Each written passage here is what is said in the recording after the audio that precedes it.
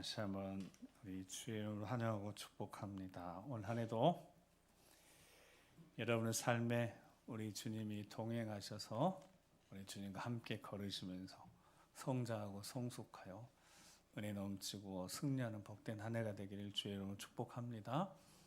그 모든 과정에 이 예배의 자리에 주신 하나님 말씀으로, 오직 하나님 말씀으로, 진리의 말씀으로 그 말씀 따라 승리하신 여러분 되시기 바랍니다.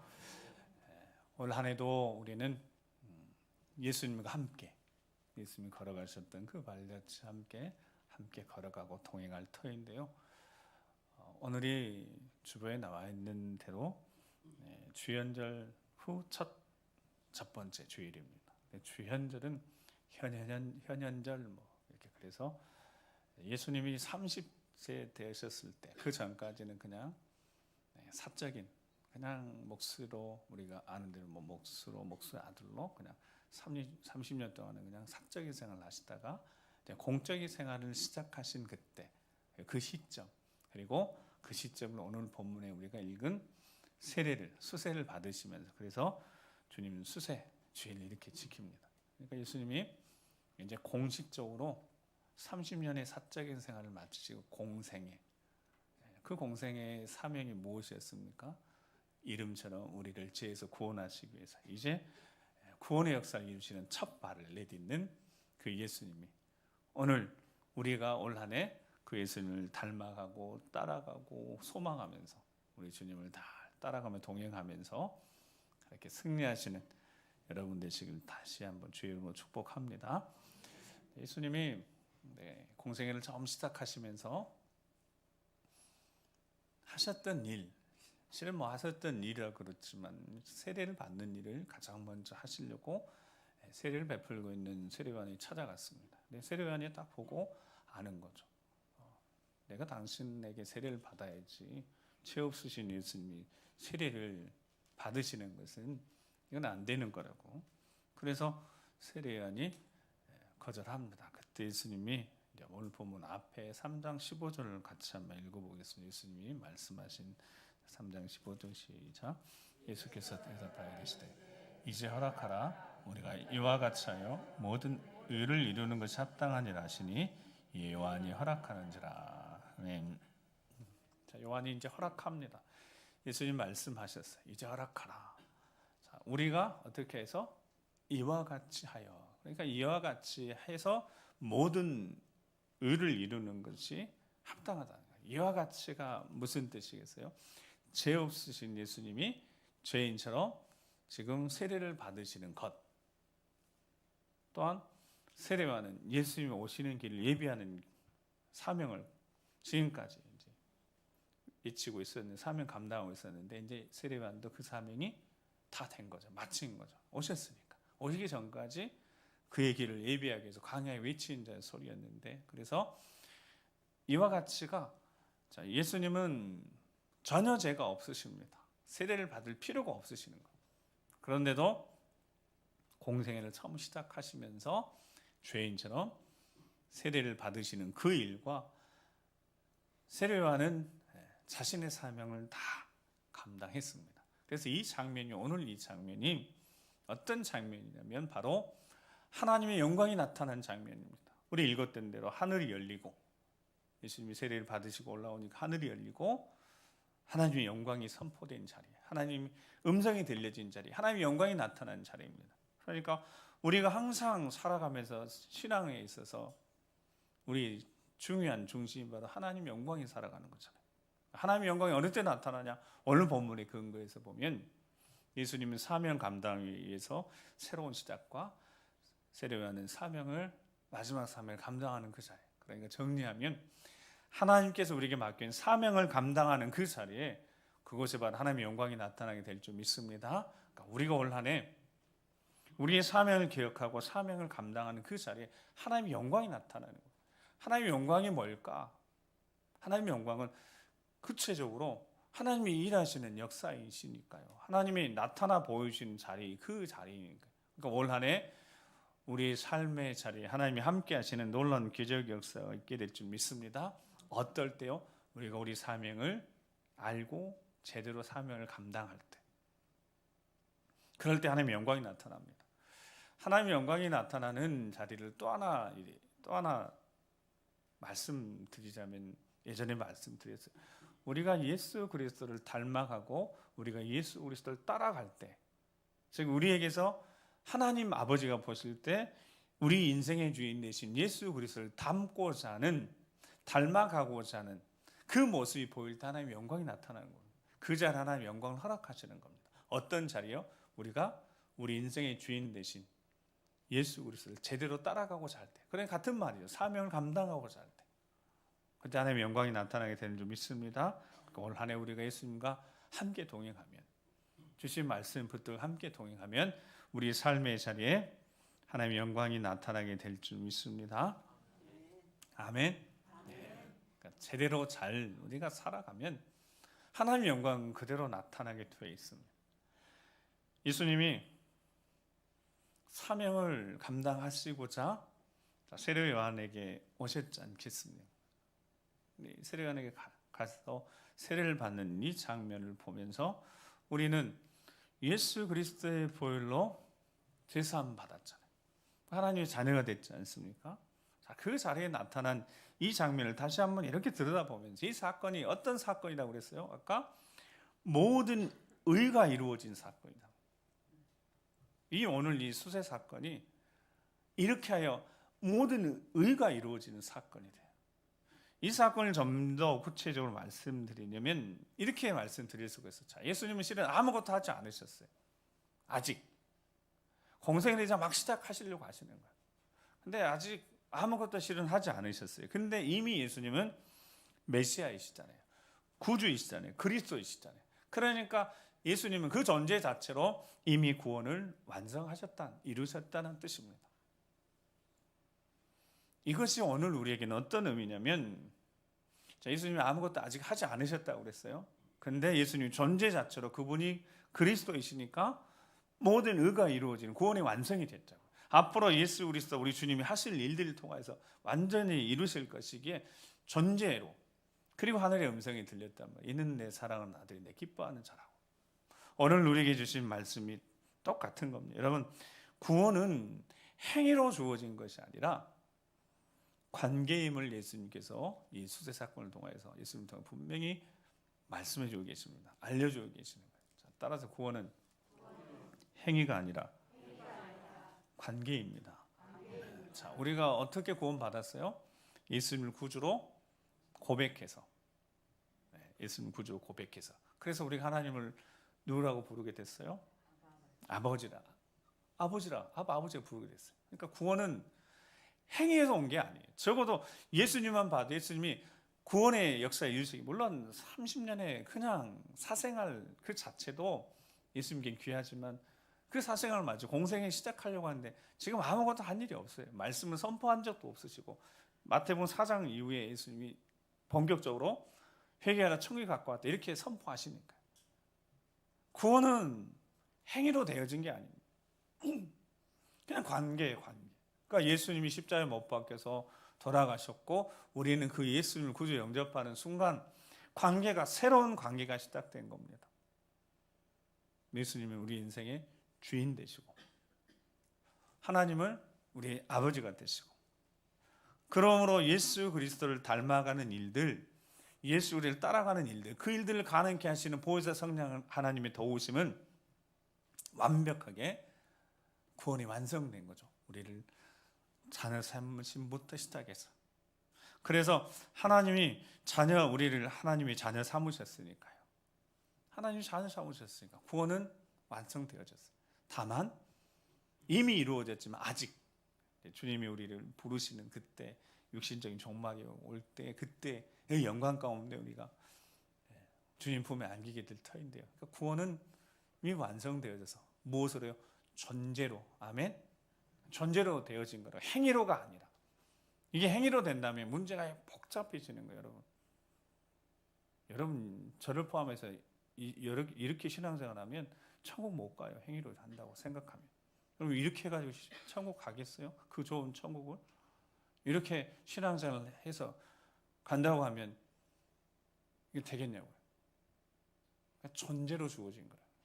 그러니까 우리 행위가 없어요. 우리 자랑도 없고 우리가 내세울 것도 우리 공로도 없고 전적인 하나님의 은혜로 우리가 하나님의 자녀가 된 줄 믿습니다. 이 놀라운 순간을 베드로 사도가 사도행전 10장에 이렇게 기록하고 있어요. 사도행전 10장 37절에서 38절을 같이 한번 읽어보겠습니다. 시작.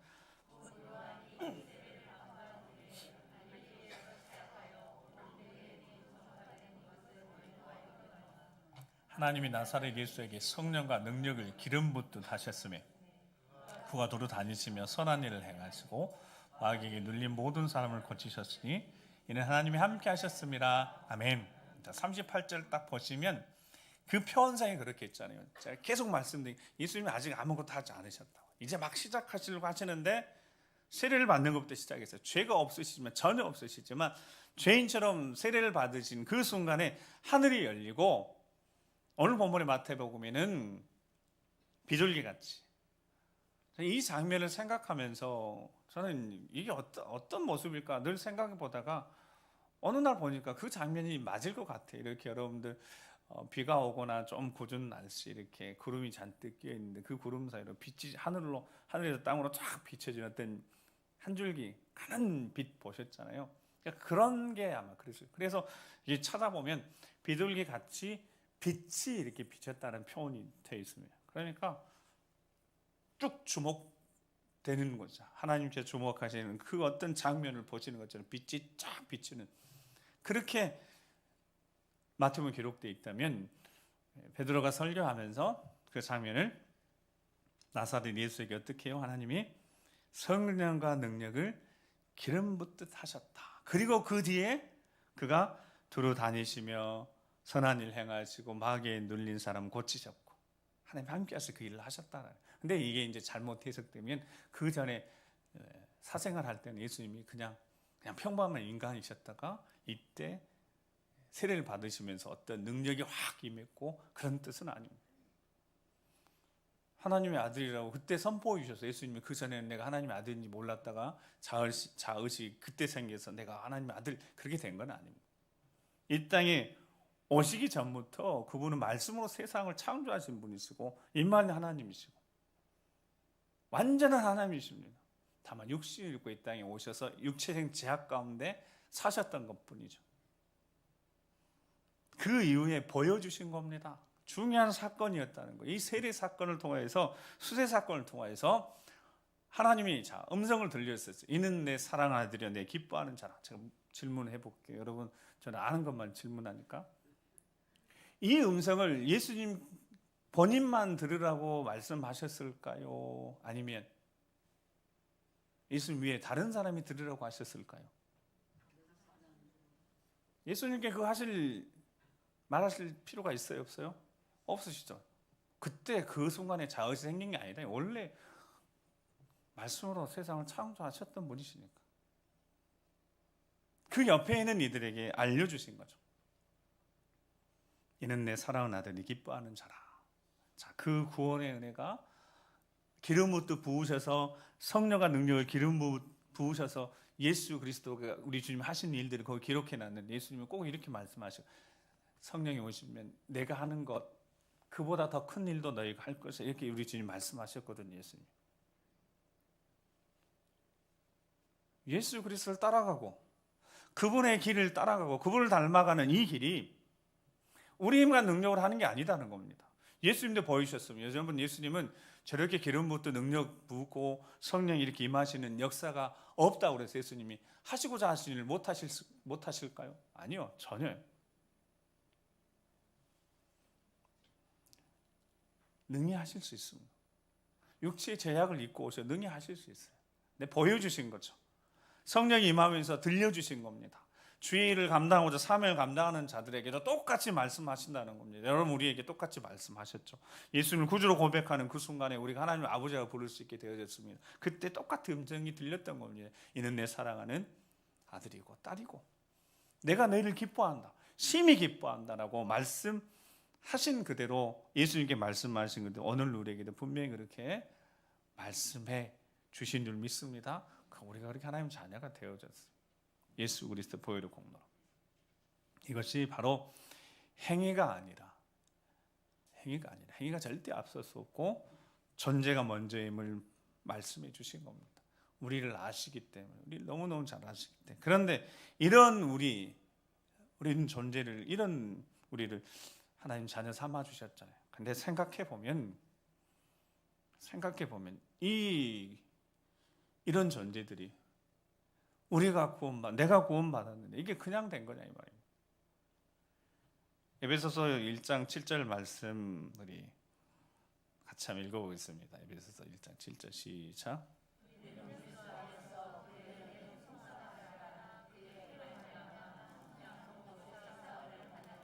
아멘.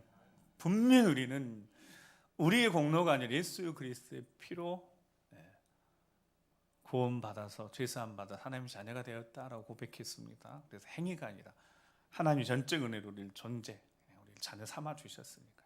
그런데 그 과정을 우리가 절대로 쉽게 생각하면 안 되는 거죠. 그래서 값없이 구원받았지만 표현이 그랬네요. 값싼 은혜가 아니라는 거예요.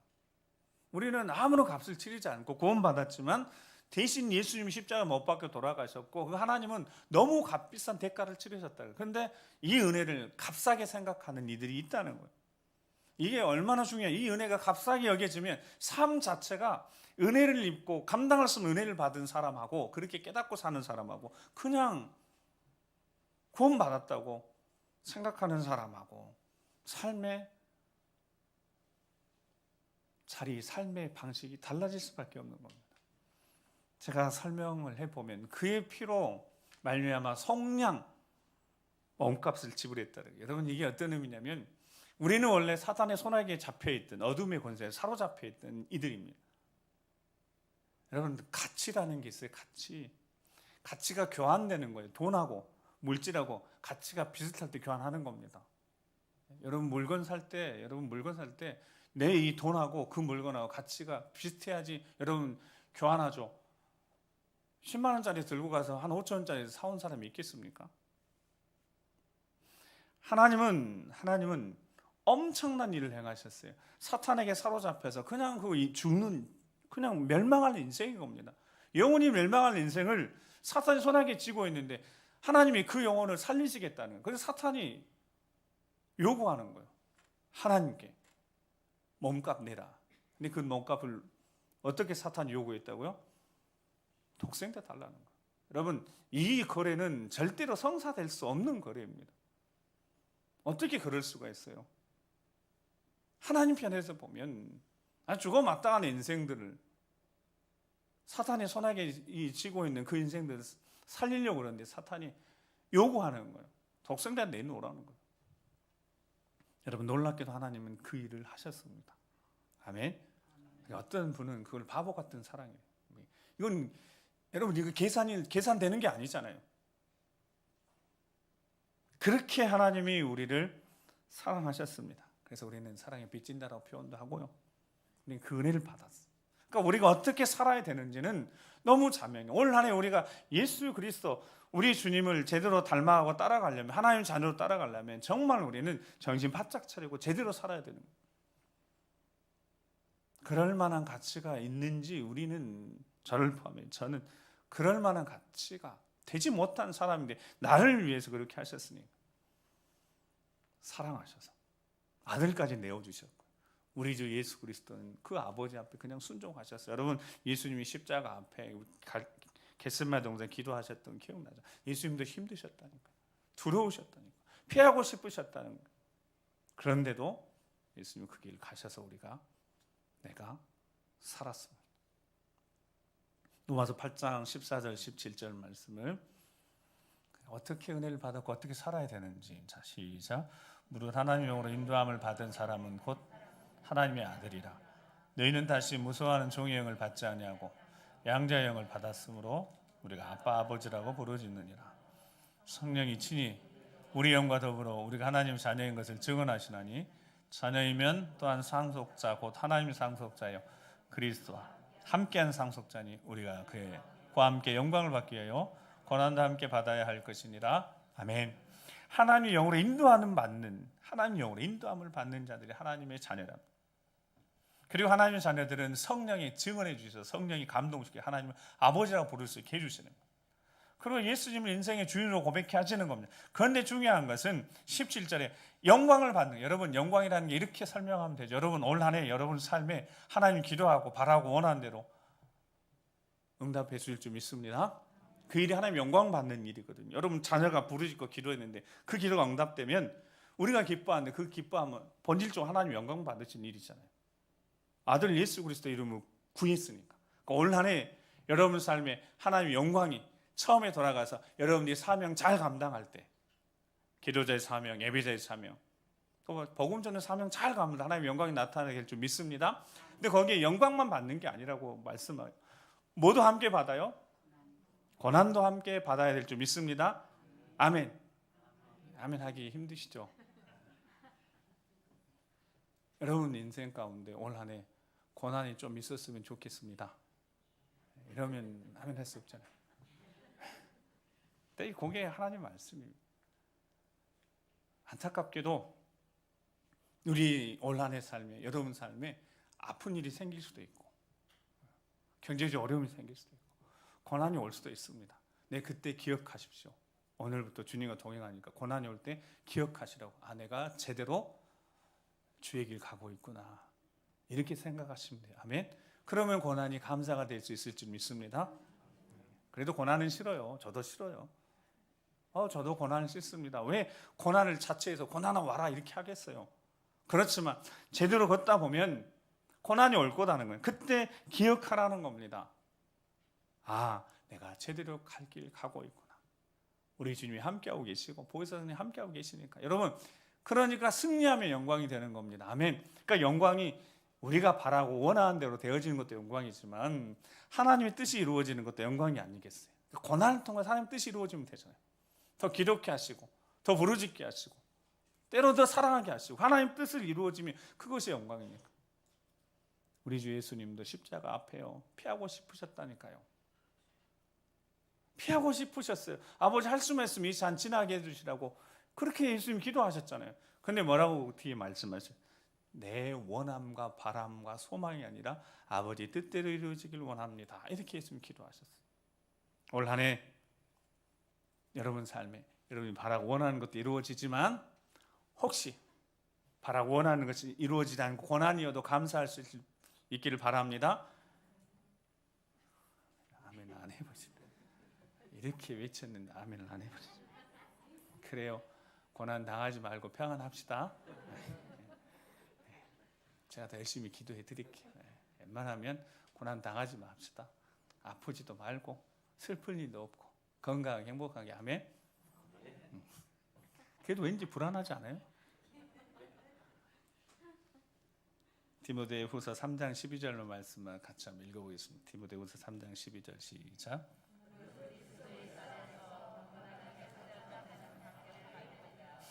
아멘. 아멘 하세요. 거기만 12절. 아멘. 제대로 주님 따라가면 이제 고난이마다 걱정하지 마세요. 힘주시고 능력주시고 지혜 주셔서 넉넉히 이겨내게 하실 줄 믿습니다. 그리고 성장을 성숙하는 거잖아요. 여러분, 고난이었으면 성장이 없는데요. 고난을 다 피해 다니고 싶고 이리 피해 저리 피해 다니고 그럼 성장이 없어요. 성숙이 없어요. 남의 아픔을 좀처럼 알지 못해요. 그냥 여전히 내 거, 내 신앙, 내 가정 그냥 나만 잘 되면 이렇게만 되는 거예요. 한국교회 그렇게 병들어가고 있으니까. 그래서 바울이요 빌립보 교회 성도들에게 편지를 보내면서 이렇게 이야기를 합니다. 빌립보서 2장 5절 말씀만 같이 시작. 아멘. 수도 없이 들었던 말씀인데 품으라 이 단어는 느껴보고 이해하라라는 뜻입니다. 십자가를 앞에 두고 겟세마네 동산에서 몸부림치면서 누가복음에 땀방울이 핏방울이 되어져서 떨어질 정도로 너무너무 애쓰고 기도하셨던 그 예수님이 기도의 내용을 성경에 기록하고 있는데 대단한 기도가 아니라 무슨 기도였다고요? 아버지 할 수만 있으면 이 잔을 내게서 지나가게 해주세요. 이게 예수님이 1시간 동안 몸부림치는 기도였어요. 근데 기도를 하면 할수록 예수님 그렇게 기도를 하면 할수록 마음속에 들리는 음성이 있었던 거죠. 그래서 고백하는 겁니다. 내 뜻이 아니라 아버지 뜻대로 되길 원합니다. 그리고 3번이나 그렇게 기도하셨어요. 여러분, 그 마음을 여러분, 저도 다 충분히 느끼지 못할 것 같아요. 예수님이 그 마음이 어떤 마음이셨을까? 당신의 죄 때문이라면, 내가 잘못해서, 내가 내 죄 때문에, 내 잘못 때문에 벌을 받아야 된다거나, 내가 형벌을 감당해야 된다면 그거예요. 뭐 어떻게 하겠어요? 내가 잘못한 것이라. 우리 주님은 분명히 죄가 전혀 없으신 줄 믿습니다. 네, 전혀 없으세요. 그러니까 죄가 없으시니까 뭐가 없어요? 벌이 없는 거예요, 형벌이. 근데 그 형벌을 지금 십자가 형벌을 누구를 위해서 지금 감당하고 계시는 겁니다? 나를 위해서. 그래서 너 같은 죄인 살리지 그러면 안 돼요.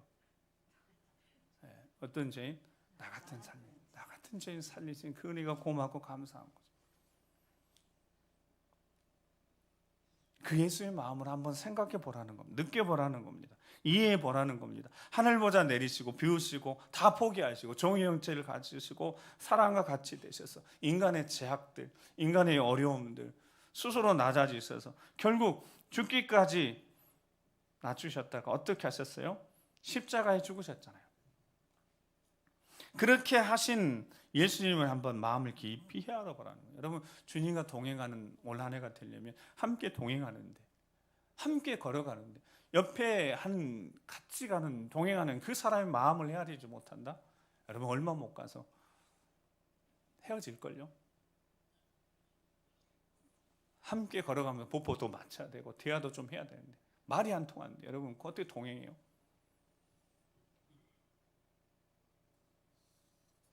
올 한 해 우리 주님을 정말 많이 생각해 볼 수 있길 바랍니다. 히브리서 12장 3절에 그래서 너희가 피곤하여 낙심하지 않기 위하여 죄인들이 이같이 자기에게 어떻게 한 거역한 일을 참으신 이가 누구세요? 예수 그리스도. 그분을 뭐 하라고요? 생각하라. 품어라 그 말은 똑같은 거, 생각하라. 때는 열매가 보이지 않아도요, 여러분, 피곤하고 낙심이 되지만 기도의 응답이 더디어도, 그래서 지쳐도 내 죄가 아니라 너희들의 죄를 위해서 내가 십자가 못 박혀 돌아가고 있는데 예수님을 거역하고 외면하고 손가락질하는 그들을 예수님은 좀 벌하고 야단칠만 한데 마지막에 아버지 하나님, 저들이 하는 일을 알지 못합니다 라고 용서를 하셨어요. 그 예수님을 생각해 보라는, 그 예수님을 생각하면 여러분 좀 열매가 더디고 기도가 응답이 더디고 내가 바라는 것이 좀 더디고, 그래도 낙심하시겠습니까? 원망하시겠습니까? 사랑하고 끝까지 참으신 예수님 정말 깊이 묵상해 보시고 그 마음 좀 헤아려 보시고 우리 주님의 마음을 아프게 하지 않는 우리가 되길 간절히 소망합니다. 마음을 잘 지켜낼 수 있는 우리가 되길 소망합니다. 그러려면 이제 한 가지가 되는 거예요. 어떻게 살아야 될지가 너무 명확해지는 거예요. 빌립보서 2장 12절에 16절 말씀인데 15절에서 16절만 읽겠습니다. 15절 16절 시작.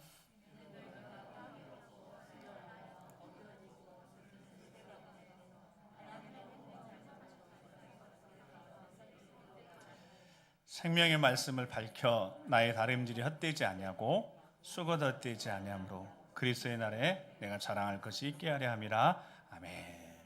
이제 우리는 한 가지 딱 정해졌다.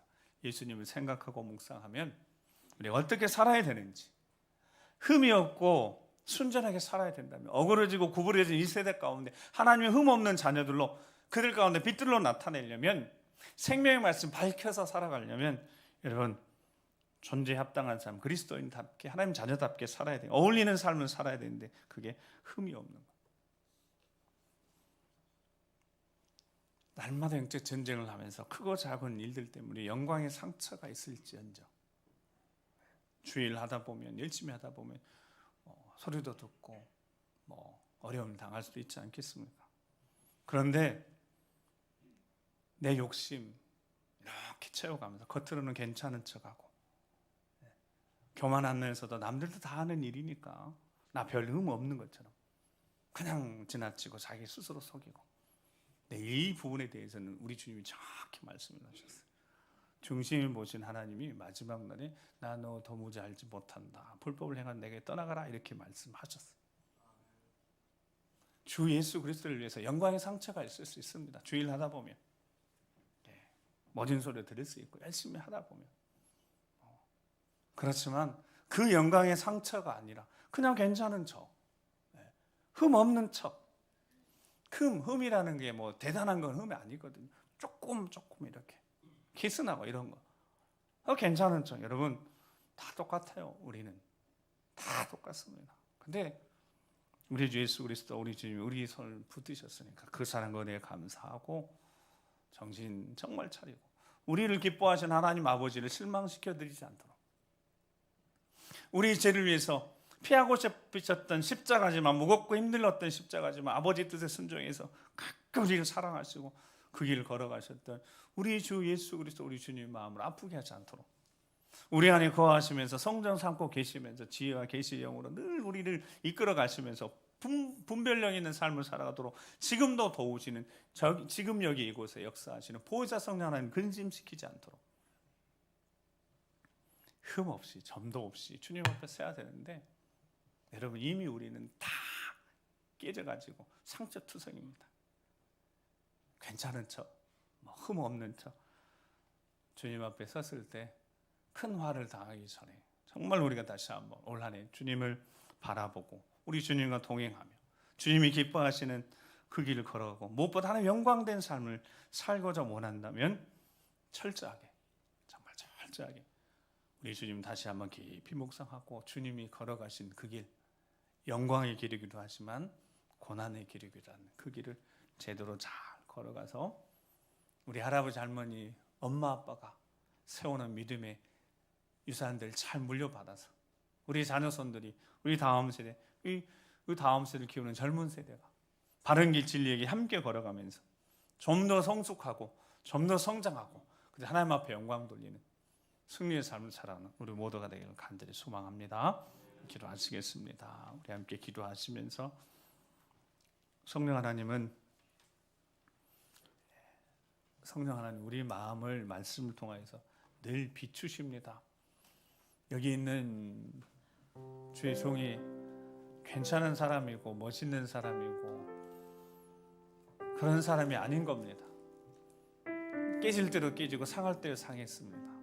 그런데도 흠이 없을 수 있는 것은 우리 주 예수 그리스도의 사랑, 그 용서의 사랑 때문이지 내 공로가 아니라 내 여전히 교만하고 그냥 그 작은 흠 그거 괜찮은 척 없는 것처럼 그렇게 스스로 속이며 사는 삶을 더 이상 산다는 것은 마지막 때 주님 맞이할 준비가 너무 부족한 거니까 올 한 해는 그렇게 주님 더 닮아가기 원합니다. 주님 따라가기 소망합니다.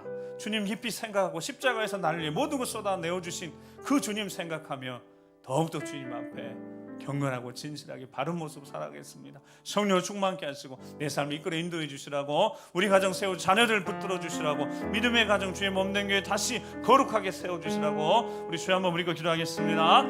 주여 아버지 용서해 주시옵소서. 작은 것으로 이미 다 깨어질 대로 깨어져 있는데 그 작은 것 숨기면서 괜찮은지 흠없는지 아버지 교만하게 어리석게 살아가는 저희들을 용서해 주시옵시고 주님 앞에 진실하게 정직하게 고백하면서 나를 위해 십자가에 못 박혀 돌아가신 우리 주 예수 그리스도를 위해서 주님의 영광을 위해서 아버지 영광을 위해서 아버지 고난이 있을지라도 그 고난 가운데 우리 주님이 함께 하시고 성령 함께 하셔서 승리케 하실 것을 믿고 우리 주 예수를 제대로 닮아가는 우리 주님을 따라가는 우리 삶이 되게 도와주시옵소서. 주여 용서해 주시옵소서. 정결케 깨끗게 해주시옵소서. 철저히 회개하게 하시고 이 안에 모든 어둠의 곳에 다 떠나게 하시고 드러나게 하셔서 철저히 회개하고 주님 앞에 다시 겸손해서 내 삶을 다시 한번 주님 앞에 온전히 내어드리는 거룩한 삶을 제대로 살아내는 우리 삶이 되도록 도와주시옵소서. 거룩하신 아버지 하나님 올 한 해도 맡겨진 사명 충성하는 저희가 되게 도와주시옵소서. 때론 우리 마음 잘 못 알아주고 누군가 내 마음 잘 못 알아줘도 우리 주님이 아시기에 우리 주님 앞에 헌신하고 충성하고 나는 그저 내가 받은 사랑 십자가 사랑 기억하며 감사하며 기도의 자리, 예배의 자리 지키면 충성한 저희가 되게 도와주시옵소서. 또한 아버지, 어리석게 괜찮은 척, 스스로 속인 자, 흠이 없는 척, 속인 자, 겉과 속이 다른 자로 살지 않게 하시고 더 겸손하게 우리 주님 그러하셨던 것처럼 우리 주님 제대로 닮아가는, 빛을 따라가며 빛의 열매를 맺어가는 우리 삶이 되도록 인도하여 주시옵소서. 믿음의 가정, 자녀들, 우리 후손들 살려주시고 우리 다음 세대들 구원하여 주셔서 제대로 믿음의 고백과 하나님 자녀답게 승리의 삶을 살아가도록 소망 넘치는 아름다운 교회가 되도록 인도하여 주시옵소서. 함께해 주실 것을 믿고 감사드리며 존귀하신 우리 구주 예수 그리스도의 이름으로 기도드립니다. 아멘.